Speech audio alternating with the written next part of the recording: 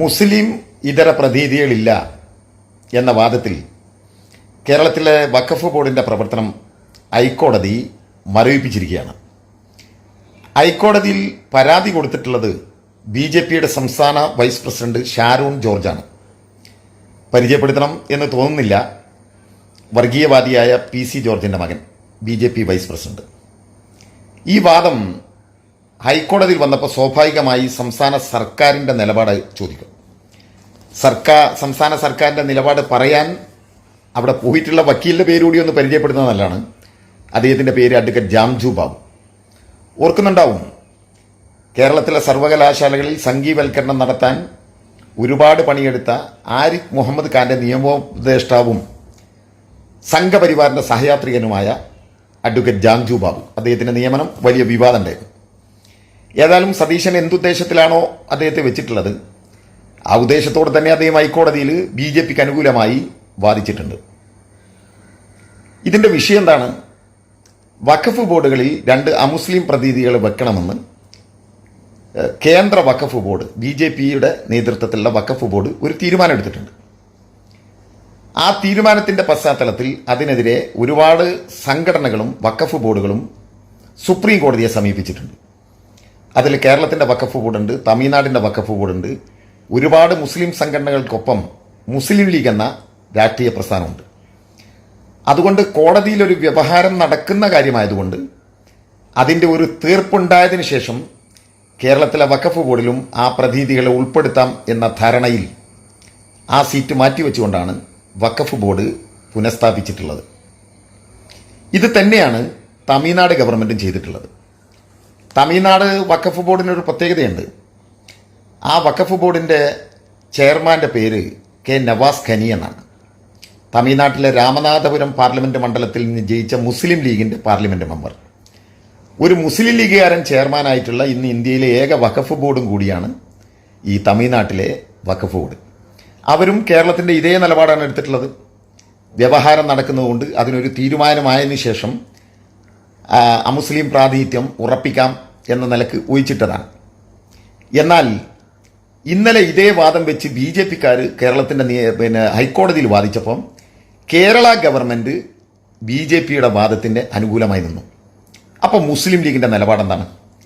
കേരളത്തിൻ്റെ വഖഫ് ബോർഡിൻ്റെ വഖഫ് മന്ത്രിയുടെ പേര് N. സംസുദ്ദീൻ, അദ്ദേഹം മുസ്ലിം ലീഗാണ്. എന്താണ് മുസ്ലിം ലീഗിൻ്റെ നിലപാട്? നിങ്ങൾ സുപ്രീം കോടതിയിൽ പോയിട്ടില്ലേ, കേന്ദ്രം കൊണ്ടുവന്ന ഈ നിയമം തെറ്റാണ്, അങ്ങനെ വെക്കരുത് എന്ന് പറഞ്ഞിട്ട്. അപ്പോൾ അവിടെ എടുക്കുന്ന നിലപാടല്ലേ ഇവിടെ കോടതിയിൽ എടുക്കേണ്ടത്? ഇങ്ങനെ ഒരു നിയമയുദ്ധം നടക്കുന്നുണ്ട്. അതുകൊണ്ട് അതിൻ്റെ ഒരു വിധി വന്നതിന് ശേഷം ഇവിടെ കേരള സർക്കാരും വേണമെങ്കിൽ അങ്ങനെ എടുക്കാം എന്നൊരു നിലപാട് കോടതിയിൽ അറിയിക്കുന്നതിന് പകരം മുസ്ലിം ലീഗ് സുപ്രീം കോടതിയിൽ എടുത്ത നിലപാടിന് വിരുദ്ധമായിട്ടല്ലേ സംശുദ്ധ നിലപാട്? എന്തിനു വേണ്ടിയിട്ടാണ്? കമ്മ്യൂണിസ്റ്റുകാരെ തോൽപ്പിക്കണം, ഇടതുപക്ഷക്കാരെ തോൽപ്പിക്കണം, അത് മാത്രമേ നിങ്ങൾക്കുള്ളൂ. ഓർക്കുന്നുണ്ടോ സംശുദ്ധീനും മുസ്ലിം ലീഗും? PSC നിയമനങ്ങൾ വഖഫ് ബോർഡ് നിയമനങ്ങൾ PSCക്ക് വിടാനൊരു തീരുമാനം ഉണ്ടായിരുന്നു. അതവിടെ ജോലിക്ക് വരുന്നവരുടെ കാര്യമാണ്. അങ്ങനെ ഒരു ആലോചന ഉണ്ടായപ്പോൾ അത് വഖഫ് ബോർഡിൽ അമുസ്ലിങ്ങളെ തിരികെ കയറ്റാനുള്ളതാണെന്ന് പറഞ്ഞിട്ട് കേരളത്തിലാകെ കലാപാന്തരീക്ഷം സൃഷ്ടിച്ചിരുന്നത് ആരായിരുന്നു? മുസ്ലിം ലീഗാണ്. അന്ന്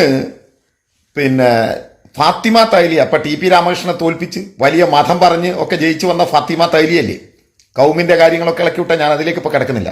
എന്താ പറഞ്ഞത്? വഖഫ് പിണറായിയുടെ തറവാട്ട് സ്വത്താണ്. പിണറായിക്ക് എന്താ വഖഫിൽ കാര്യം? അത് അള്ളാഹുവിൻ്റെതാണ്, ഞങ്ങളുടേതാണ്. ഞങ്ങൾ എന്ന് പറഞ്ഞാൽ ഫാത്തിമ തൈലിയ പറയാണ് ഞങ്ങളുടേതാണ്, മുസ്ലിങ്ങളുടേതാണ്, ഇല്ലേ? അങ്ങനെ പറഞ്ഞ് വലിയ വിവാദം ഉണ്ടാക്കിയവരല്ലേ ഈ ഫാത്തിമ തൈലിയൊക്കെ. ഓർക്കുന്നുണ്ടോ? കോഴിക്കോട് കടപ്പുറത്ത് വലിയ സമ്മേളനം നടത്തിയിരുന്നു മുസ്ലിം ലീഗ്, ഈ PSC വഖഫിലെ നിയമം PSCക്ക് വിടുന്നതിനെതിരെ. ആ സമ്മേളനത്തിൽ വെച്ചിട്ടാണ് കോഴിക്കോട് കടപ്പുറത്ത് വെച്ചിട്ട് മുസ്ലിം ലീഗിന്റെ നേതാവ് അബ്ദുറഹിമാൻ കല്ലായി മന്ത്രി മുഹമ്മദ് റിയാസിനെ കാഫർ എന്ന് വിളിച്ചത്. വലിയ വിവാദം ഉണ്ടായ കാര്യം. മുസ്ലിം ലീഗും മുസ്ലിം ലീഗിനോടൊപ്പമുള്ള ചില സംഘടനകളും ആഹ്വാനം ചെയ്തല്ലോ, ഇതിനെതിരെ പള്ളി മിമ്പറുകളിൽ പ്രതിഷേധിക്കണം എന്ന് പറഞ്ഞില്ലേ? അങ്ങനെ പള്ളി മിമ്പറുകളിൽ ഇത് പ്രതിഷേധിക്കാൻ പാടില്ല, പള്ളി മിമ്പർ രാഷ്ട്രീയം പറയാൻ പാടില്ല എന്ന നിലപാടെടുത്തു സുന്നി വിഭാഗത്തിന്റെ നേതാവ് ജിഫ്രി തങ്ങൾ. അന്ന് ജിഫ്രി തങ്ങൾക്കും ഈ നിലപാടിനെതിരിൽ കേരളത്തിലാകെ വലിയ പ്രചരണം നടത്തി ജിഫ്രി തങ്ങളെ വ്യക്തിപരമായി അധിക്ഷേപിച്ചത് ആരായിരുന്നു? മുസ്ലിം ലീഗായിരുന്നു. എന്തിനാണ്? PSCY ജോലിക്കാരുടെ നിയമനത്തിൽ പോലും അമുസ്ലിങ്ങൾ വരാൻ പാടില്ല എന്ന് വലിയ വാദമുഖം ഉയർത്തിയിട്ടാണ് ലീഗ് ഈ നിലപാടെടുത്തത്. ഇപ്പോ ലീഗ് ഹൈക്കോടതിയിൽ എടുത്ത നിലപാട് എന്താണ്? സുപ്രീം കോടതിയിൽ കേസ് നടക്കുന്നുണ്ടല്ലോ വഖഫിന്റെ. ആ കേസിൽ ലീഗിന്റെ നിലപാട് എന്താണ്? അമുസ്ലിങ്ങളായ രണ്ടുപേരെ നിയമിക്കുന്നതിനെതിരെ സുപ്രീം കോടതിയെ സമീപിച്ച മുസ്ലിം ലീഗ്, അതേ മുസ്ലിം ലീഗിന്റെ തമിഴ്നാട്ടിലെ ചെയർമാൻ നവാസ് കനി അടക്കം സുപ്രീം കോടതിയെ സമീപിച്ചിരിക്കുന്ന സമയത്ത് ലീഗ് ഇവിടെ എന്താ നിലപാടെടുത്തിരിക്കുന്നത്? BJPയുടെ നിലപാടിനൊപ്പം. അതായത് രണ്ട് അമുസ്ലിങ്ങൾ ഇല്ലാത്തത് കൊണ്ട് വഖഫ് ബോർഡ് മരവിപ്പിക്കണം. ഇപ്പൊ വഖഫ് ബോർഡ് മരവിപ്പിച്ചു. എന്താ ലീഗിന്റെ നിലപാട്? ലീഗിന്റെ കൂടെ നിൽക്കുന്ന ചില മതസംഘടനകളുണ്ടല്ലോ, നിങ്ങളുടെ നിലപാട് എന്താ? ഈ നാട്ടിലെ ജനങ്ങളോടൊന്ന് പറയും. നമ്മുടെ നാട്ടിലെ വഖഫിനെ പോലും BJPക്ക് അനുകൂലമായി തിരിച്ചുവിടുന്ന ഒരു രാഷ്ട്രീയ അന്തരീക്ഷം ഈ കേരളത്തിൽ സതീശന്റെ നേതൃത്വത്തിലുള്ള ഗവൺമെന്റ് കൊണ്ടുവന്നിരിക്കുന്നു എന്ന് യഥാർത്ഥ മതവിശ്വാസികൾ തിരിച്ചറിയുന്നത് നന്നായിരിക്കും.